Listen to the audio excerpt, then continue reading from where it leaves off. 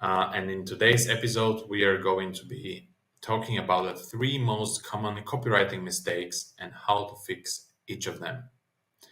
So let's get into it. Whether you're a coach or a consultant, a copywriter, or even a business owner, I bet that you've made one or all of these 3 most common copywriting mistakes. So what are these mistakes? First one is vagueness. The second one is clunky flow. And the third one is an overuse of it, this, and that, which are very vague pronouns. Right, so now that we got everything out of the way, we are going to focus on each of them in more detail. But before we continue, please subscribe to my channel if you're enjoying the content. All right. Number 1, vagueness. This is pretty self-explanatory. It's being vague or not specific enough. Either of these are bad. So let's take a look at a few examples because you're going to see what I mean. So this is an example. In the last few years, I've mentored many people on how to craft better copy. This is quite vague, right? It says in the last few years, this is vague. I've mentored many people, this is vague. And how to craft better copy, this is good. Okay, a better example. In the last few years, I've mentored many coaches, consultants, copywriters, and small business owners on how to craft better copy. This one is still vague, but this one is more specific because I'm not saying many people, but I'm saying many coaches, and I'm being more specific on who I have coached. And then the best example, in the last 5 years, so this is more specific, I've mentored over 100 coaches, blah, blah, blah, and small business owners on how to craft better copy. So this one is even more specific. However, this could be a little bit better now that I'm thinking about it. And it could be in the last 5 years, I've mentored over 100 coaches, consultants, copywriters, and small business owners on how to craft better copy. And this part could be on how to craft high converting emails for the e-com niche, for example. Obviously, I have probably to change some of these here, but let's say I've mentored over 100 coaches, consultants, copywriters, and small business owners on how to craft those emails. Okay, now this tip is about, or this common mistake actually, is being too vague or not specific enough. However, there's some people who sometimes are way too specific. Let's take a look at this example. In the last 63 months, I've mentored 127 coaches, consultants, blah, blah, blah, how to craft better copy. So in the last 63 months makes it a little bit too specific. And 127, I think that's fine. But I would still probably say over 100 or more than 120 or something like this. And then 63 months, that's 5 years and 3 months. I wouldn't say 5 years and 3 months, right? I would say in the last 5 years or in the last 5+ years or something like this. But in the last 63 months just sounds way too specific. All right, let's move to the second common mistake, which is clunky flow. In copywriting, clunky flow refers to writing that feels awkward, disjointed, or difficult to read. I'm sure you've read a lot of copy and you wondered, I'm getting confused here, what's going on here, right? So this can be due to a few reasons. First of all is unnatural phrasing. The second is poor sentence structure. And the third one, which is the most common, is lack of smooth transitions. And what happens is that when you have clunky flow, it disrupts the reader's experience, making the text feel forced or hard to follow. And if it's not a forced or if it's a VSL, it's the same. Doesn't matter what the format is. Okay, let's take a look at a few examples. So unnatural phrasing, our service facilitates the expeditious procurement of superior quality goods. Crazy, right? Nobody speaks like that. Super unnatural. Here's how we can improve it. Our service makes it easy to quickly get high quality products. This is friendly, this is conversational, and most of all, it's easy to understand. Okay, let's move to the second part of Clunky flow. This is poor sentence structure. Here's a bad example. When I was 24, making 30K as a self-employed personal trainer, and just after quitting my stable career as an accountant, I would wish now I had this kind of care and support.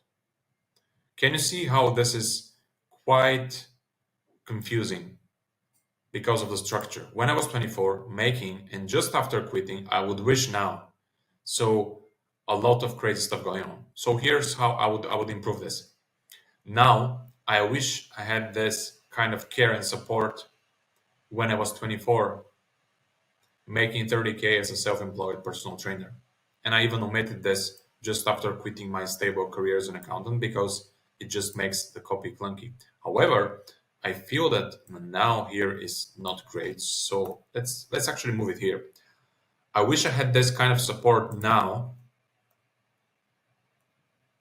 or I wish right now that I had this kind of support, of care and support, when I was 24, blah, blah.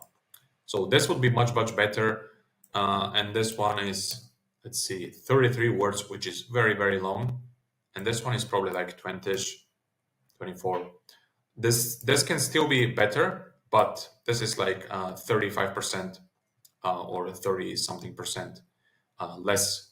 So, and also it starts with this part here, which makes it a lot more structured. Okay, let's move to the last one from Clunky Flow, and that's lack of smooth transitions. Let's take a look at a bad example. This is not a dig against all coaches and therapists. Some do a great job, and their expertise is truly invaluable. I've spent lots of money on their advice and benefited from it. This is about empowering you with the tools and self-awareness to take control of your own health. Okay, why is this a bad example? Well, it lacks a few transitions. For example, this is not a dig. Some do a great job, and their expertise is really invaluable. And then we have, I've spent lots of money on their advice. So here's where the flow is a little bit clunky. And then you have, this is about empowering you. So this one again is disjointed here. So let's see how we can improve it. This is not a dig against blah, blah, blah. Some do a great job. Okay, so these two stay the same. Some do a great job, and their expertise is really invaluable. In fact, I've spent lots of money on their advice and benefited from it. So this, in fact, is making the transition smoother, although Grammarly is saying that I should remove the phrase, which means that you shouldn't always listen to Grammarly. Okay, let's dismiss this. And then we have another transition here, and that needs to be smoothened out, and I have added instead.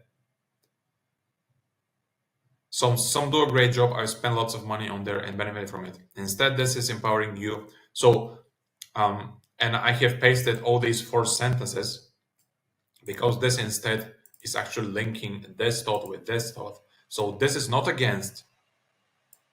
Instead, this is about empowering. So this goes here. This is the idea here. Okay. Right. So let's move to the third common copywriting mistake, and it's an overuse of these pronouns it, this, and that. So this is probably the most common mistake, and we will use the same example actually from above, from this part here. Okay. So you already know it. I have just highlighted this, it, and this again. These are the two examples of the pronouns, and here's how I would change them. So here is this, and this is unclear what this is. So I'm going to change it to my approach. It's not a dig against blah, blah, blah. Some do a great job. In fact, I spent lots of money from it. And here, benefited from it, which is the pronoun for guidance here. And it's fine. That's why I put fine here. This is fine. You can use it. You don't have to rewrite it. But here, Instead, this approach is about empowering you with the tools and self-awareness to take control of your own health. Um, I think it's important to mention this approach again. So this is my approach, and then this approach to be more, to be clearer and to be more specific, which was actually mistake number one, where people are vague in their copy. And even better here, I have a comment.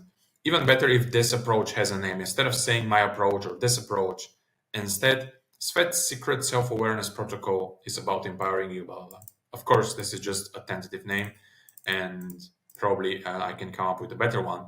But this just illustrates how important being specific and removing it, this, and that in your copy is.